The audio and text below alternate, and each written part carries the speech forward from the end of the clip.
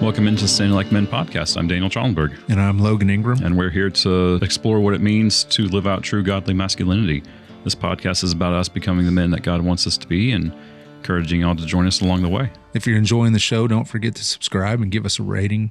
And it really helps us out and puts our, Google positioning or whatever on the podcast and brings us up so that we can get connected with more guys like y'all and that are trying to kind of go on this journey with us. Yeah, if anybody knows how to make our podcast go better on Google, let us know. Because I don't know what I'm doing. Me either. Yeah. So we need some people to know what they're doing to help us out and make this thing explode. Well, this is episode 24. 24. And we are going to talk about how what we do matters. Yeah. All right. I need you to tell me about all the shirts that you wear. Oh. Yeah. Yeah. Well, this is probably not the best shirt to example, but I do make this one. Yeah. So I'm not good at talking with people. I'm not good at conversating. Not nearly as good as Belt from Crudes. He's a good conversationalist. He's a good conversationalist. I'm not. What a good throwback to a previous episode. Yeah. So I'm not a good conversationalist. I'm not good at talking with people. Before COVID, we working with the youth group, I'd go out with, go on youth trips and whatnot. And I just like, you know what? I'm just really glad these kids are on this trip. Go to Christ Teens or go to some other like youth event. I'm like, I'm just really glad that they're here because they could be doing anything at the moment. But so I started looking at them and saying, I'm really glad that you're here. And that just became kind of my catchphrase is like, I'm glad you're here. And like, I tried to like say it and do it in such a way that it wasn't just like a platitude or a pleasantry or anything like that. It was like, I actually tried to like let them see that I was glad that they were there. And then coming back out of COVID, everybody was away. I'm like, I'm going to make a shirt. And at the time Walmart sold like iron on, like you print a design onto a paper and then you can iron that onto the shirt. And so I got some of that and I made a shirt that said, I'm glad you're here. I wasn't expecting you to ask me this question, so I don't know how to get to the point. Okay. There is a point to all of the shirts. The point is that I'm not good at talking to people, but I have a lot of things I want them to hear. And not every conversation that I have with kids will lead to where I want them to what I want them to hear. Yeah. Like I want them to know that I'm glad that they're there. Even if I don't like the kid. There's a lot of kids that I don't like, but I'm glad that they're in the youth group because they could be anywhere. And my goal is for them to know Christ.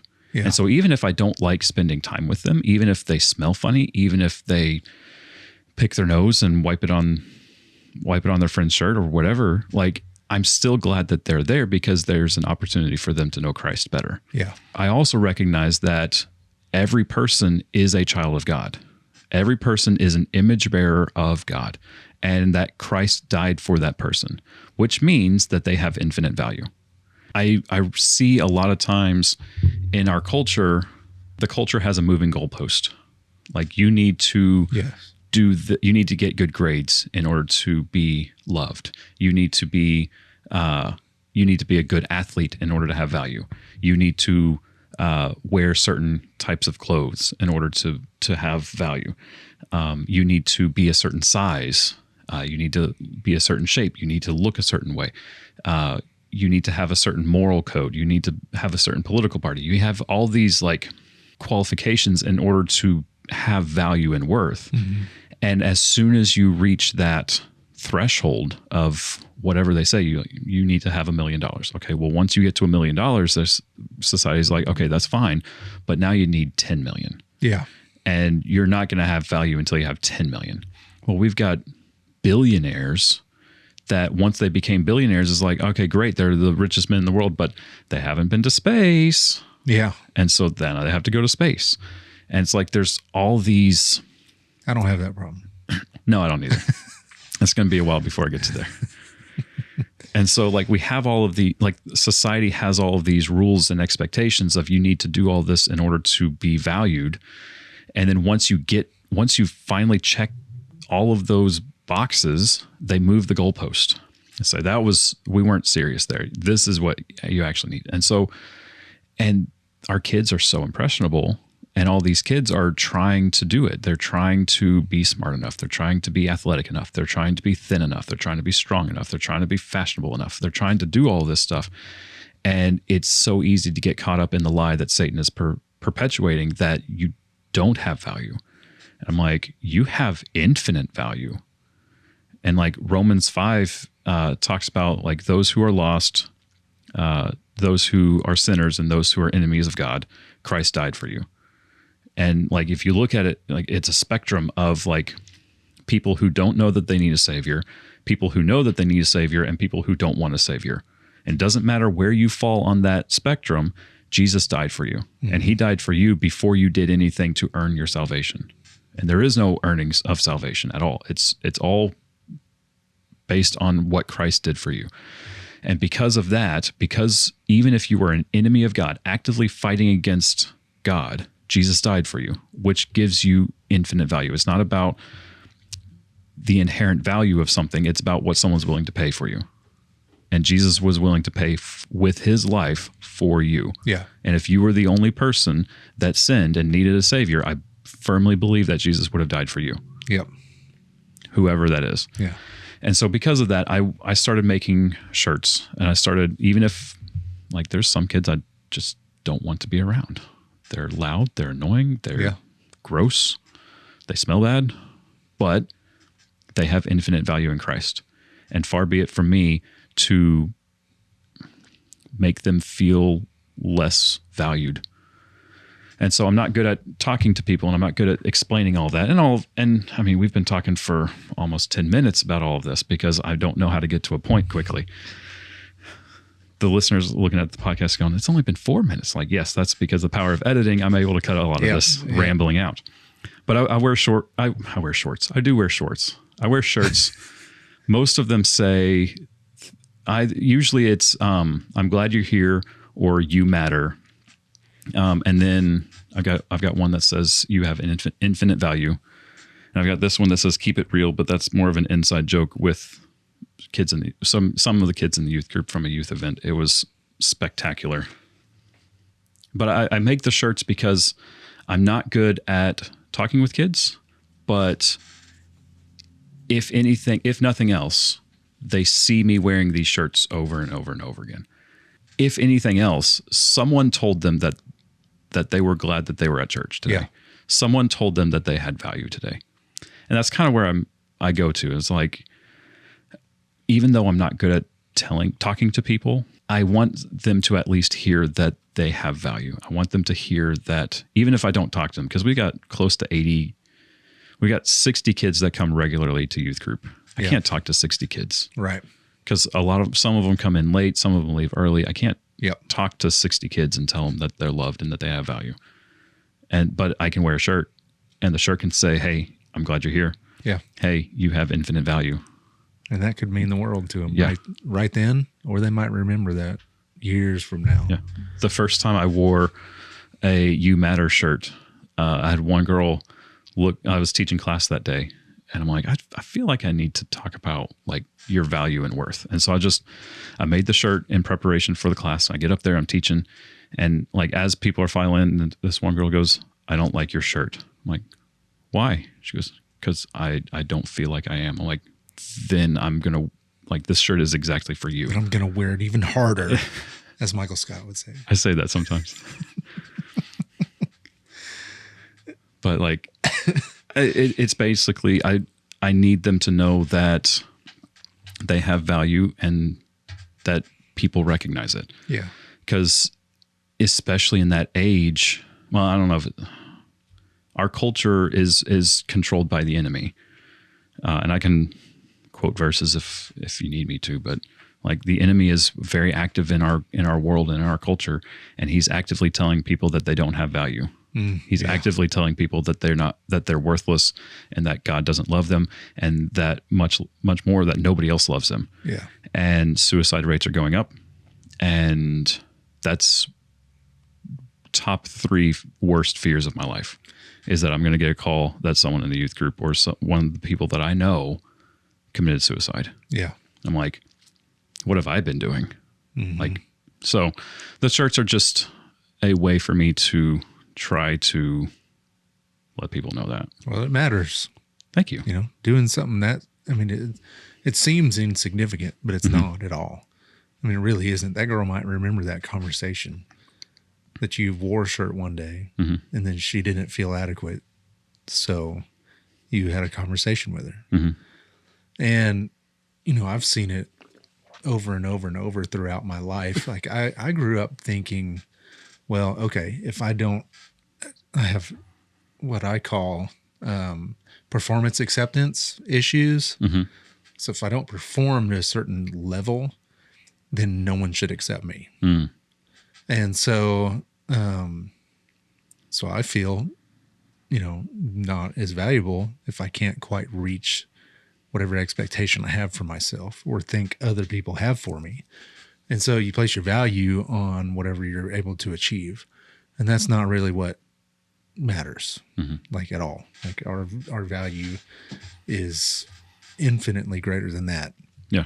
And something that I've figured out from doing different retreats, talking to on the last episode, we talked about the men's group that I've got with a couple of friends and their boys and trying to do this rite of passage type thing. And other seminars that I've done with my dad, stuff like this podcast, one of the greatest fears of men in the world is that they're going to be found out as a fraud, so that all their performance stuff, like you're good at this or this or this, that someday somebody's going to wake up and go, you're not. And then their value disappears. Yeah. And it's so what it amounts to is a lot of men I talk to don't feel like they're very valuable. Like maybe their value is only for whatever they can provide in the moment for whoever needs it, you know. And but what you do really matters. It's not, people aren't going to wake up tomorrow and go, no, you don't matter. You're worthless. Like, and that's one of my greatest fears too. My imposter syndrome disagrees with you right now. Oh yeah. I know mine does too. I'm talking to myself. Once again, this podcast is not because we know everything. It's because we're walking this walk now with all of you and learning as we go and trying to battle some of our own demons and issues that we've got. But all throughout my life, I've seen the way people change lives. And, you know, I can't really pinpoint like a youth rally or a concert or a big event that I can think of in my own life that has changed my life. You know what I think of? I think of a t-shirt that I read once. I think of some small sentence that somebody said on a day I was having a terrible day. It's not these big events all the time. Like it can be. You can absolutely do that. You can be one of these people that has this big throws a huge revival and changes the world. I don't know. But most of us don't live that life. But what we do every day matters. You wearing your shirt matters to somebody. Me, hopefully saying an encouraging word to somebody just in passing matters. Maybe this podcast matters. Because I lived a lot of my life thinking that whatever I did didn't matter. And so might as well not do anything. I mean, that's how I really felt is, well, trying sports really hard. It's not going to matter anyway, because I'm not going to make the team. I'm not going to play. So why lift harder? Why run harder? Why try? Why talk to the coaches? Why watch film? You know, well, my grades aren't going to get any better no matter how hard I study.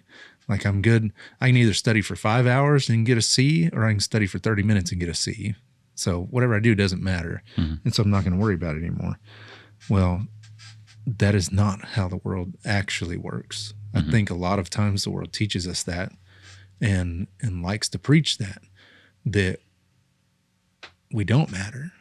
Like I've brought it up before, you know, I've finally seen it go away in the last couple months, which I'm glad of. It's not mainstream anymore, but it's just this statement that says nobody cares, work harder. Well, you want to feel like whatever you're doing doesn't matter? Tell someone nobody cares about you, and all you have to do is just work a little harder. Well, what about the person who is literally killing themselves working and is not getting ahead? and you just told them you don't care, and all they have to do is work a little harder. Yeah. Ruining every relationship that he has. Yeah. Yeah, Because exactly. he's not been investing in them. Exactly. Just a quick anecdote to to support the logical fallacy that you were talking about just then is my brother, we got a pool table growing up, and my brother would playing pool. He's like, as long as you hit the ball hard enough, something's going to go in. And if the ball doesn't go into the pocket, you didn't hit it hard enough. It's like, it's so, it's kind of funny and it's silly, but it's like a lot of people think that. It's like, I just have to work a little bit harder. Yeah. And if it didn't work out for me, if my goal wasn't accomplished, then I didn't work hard enough. That's it. Yeah. And it's just a logical fallacy. I've felt like that a lot of my life, especially getting into adulthood and like maybe business wasn't going the way I thought it was. Well, let's double down, work longer, work harder. And at one point it almost killed me. Like I lost like 30 something pounds and wasn't sleeping good. And all I was doing was working harder. Yeah. It didn't fix anything. Mm-hmm. And so, yeah, that's my take on the work harder part of it. Stupid. But there's stuff, one of my biggest wake up calls as I got older on how the little tiny things that we do matters is I was so self-conscious that I didn't think anything that I did mattered at all. Mm-hmm. In high school, we had made the playoffs, and it was like the second time in 30 something years at Magnolia. And it's Magnolia, Texas high school. Okay. We had just moved up to 5A my senior year, and we still made the playoffs. Okay. And what they asked a bunch of the senior guys who had like early release or something, I can't remember, but who were playing football, if we would go to the elementary school and talk to the kids and just hang out with a bunch of the younger kids and younger football players who were in Pee Wee and sign autographs or whatever. Well, there's a kid who now we're still family friends with, and he brought that up a couple of years ago. That's cool. And he said he still has it. Like I signed some little piece of, like, I don't know, a sticky note or something. Yeah. And he still remembers it. Cool. And it made a difference to him. And I have no idea why. Yeah. So I was like, I was forcing myself to, I think my mom really forced me to go. Yeah. Thanks, Mom. But it was like no big deal to me. Like, whatever. I mean, sure, we'll go hang out with some little kids. Okay. Well, that made a huge difference to him. Mm-hmm. And my wife now works at Harding in advancement. And one of the football coaches from the academy just moved over to advancement at the university. And I played football with him at Harding University. Mm-hmm. Well, he brought up something that I once again, I thought was no big deal. It was just who I was. I have a necklace that I wear that I made out of bear claws. Mm-hmm. I found a dead bear up in Idaho when I was on an elk hunt, and I took his claws. That was pretty much all that was left of him. I still, to this day, wish I had kept the skull, but I didn't think I could fit it in my luggage. Yeah. And so I made this necklace. I've remade it like 3 times because I've worn it out. So I wear it on all my hunts. In college, I wore it all the time. Well, this guy brought up my necklace to my wife and was like, that is a core memory of him for me. Like he remembers me wearing that necklace. And to me, that was like I didn't think it was that strange. I mean, I'm a strange individual in general anyway, because of some of my hobbies and likes. And like, if I really think about it, I don't know another soul on the planet that wears a bear claw necklace as often as I do. So it probably did stand out. But to me, it was no big deal. It was just me living my day. And that was it. Yeah. And so, but that's really funny. And one time, I remember when I was a lot younger, I was maybe in junior high or high school, and I went down to Houston with my dad for work. He had a medical clinic down there and a psych clinic. Well, a lady that worked for him for a long time, her name was Gloria. We called her Glow. And I loved her to death. My dad loved her. She's a great worker. She would spin off sometimes and get in bad relationships or whatever, but always came back and always was a hard worker and really good. But I can't for the life of me remember if this is how I remember it from my imagination and her telling me a story, or if she showed it to me. I cannot remember for the life of me. I wish I could, but we'll act like she was telling me a story. She said, "Hey, I want to tell you something about your dad." I was like, "Oh, okay, sure." And she said that she was, and again, I can't remember if I actually witnessed this or not. I could, for some reason, I can picture it in my mind, but I don't remember if that's because I had an imagination and was following along the story. But that my dad was outside, and there was a homeless guy out there, and she was up in one of the, it was like a 2-story office building. And so they had offices and treatment rooms and stuff upstairs with windows to the outside. Well, he was outside. He had walked across the street to go to his truck to get something, I think, or was maybe coming back in from lunch. And there was a homeless guy sitting at the bus stop right there, or we assume was homeless maybe. Well, the guy didn't have any shoes on. And he just started talking to my dad. Well, my dad just plopped on the ground and gave him his shoes, all while Gloria was watching this.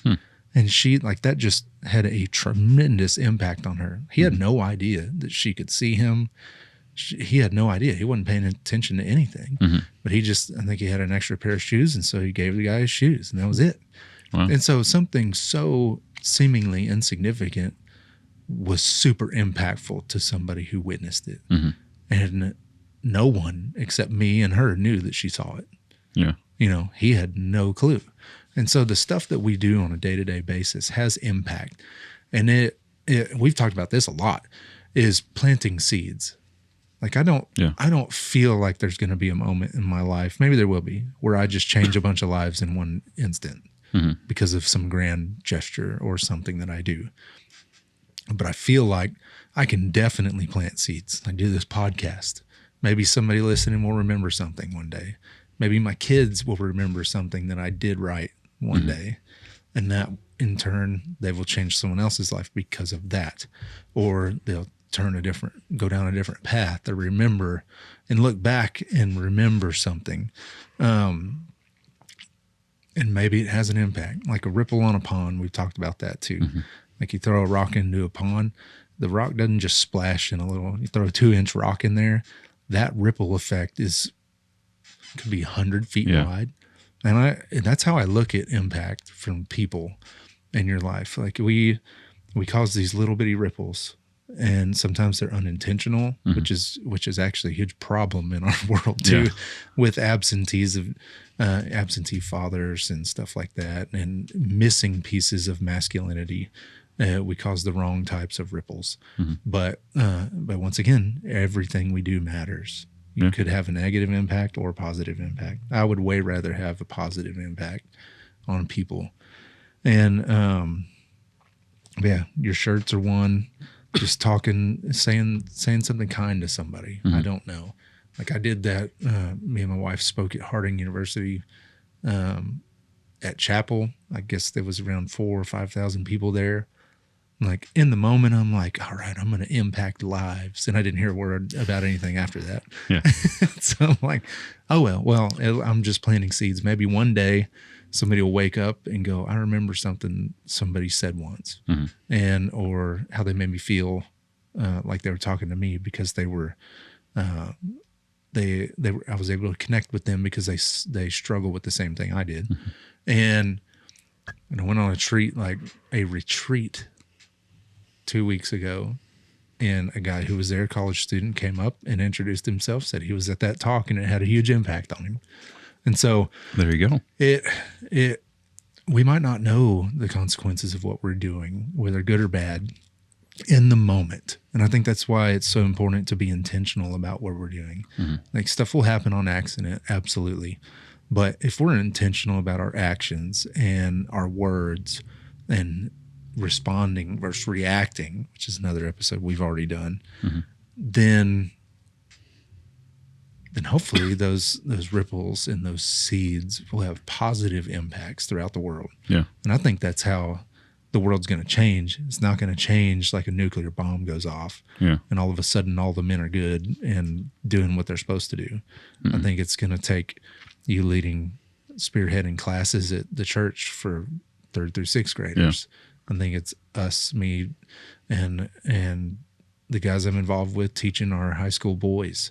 And I mean, whatever it is, what we do matters and has impact. And I think we've got to be really intentional about that. As much as we think that maybe what we're doing doesn't matter, it does, whether good or bad. And we've got to be really careful about spreading the bad.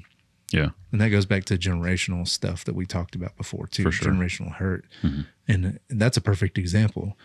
Generational hurt, well, what's happening? Well, somebody did something once and it's affecting generations behind them. So, you know what the fastest growing grass is? Bamboo. Bamboo. And we're going to talk about, I did some research on this because I mentioned this several weeks ago. Yeah, I remember. But I didn't actually have any research. I just heard someone talking about it, but I actually did some research. It's called Chinese bamboo. It takes 5 years. When you plant it, it takes 5 years before you start seeing it sprout. I didn't know that. Maybe I did and forgot it.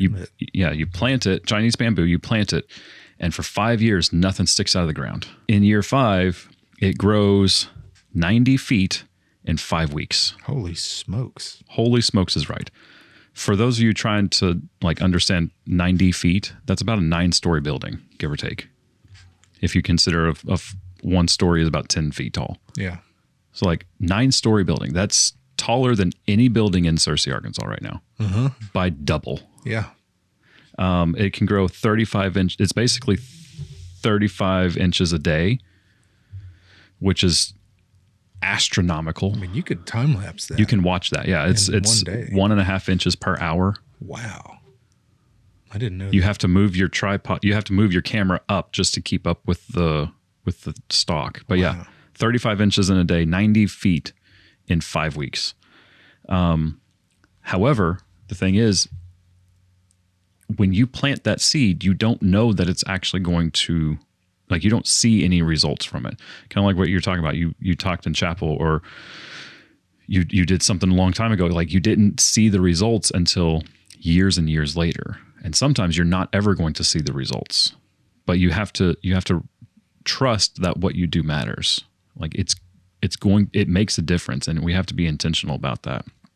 But also another part of that is the things that you do.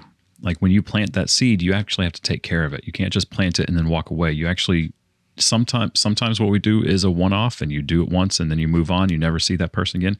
Sometimes you actually, with our children, what we do with our kids matters, and we have to cultivate that relationship. We have to cultivate their growth and maturity. And it has to take constant, what's the word I'm trying to think of? Constant care, I guess. Yeah. We have to constantly work at it, because if we just stop providing for that seed, the seed's going to die. If we stop providing for our family, either physically, emotionally, spiritually, they're going to suffer.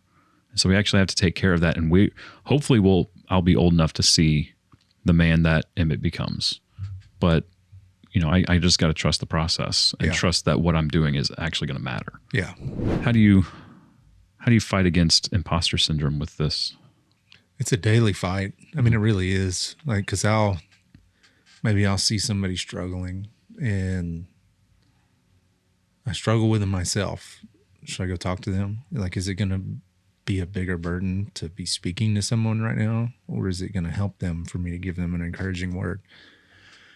In general, I don't think it would ever hurt to be encouraging. But it's easy. And I think that's probably the enemy talking, no, you don't need to say anything. It's going to be weird. It's going to be weird. It's going to be awkward. Yeah. Yeah. No. And I've actually started trying to force myself to compliment someone in, if I'm out and about and I see someone and there's something about them that strikes me, I don't care what it is, whether it's something, their clothes, I don't know.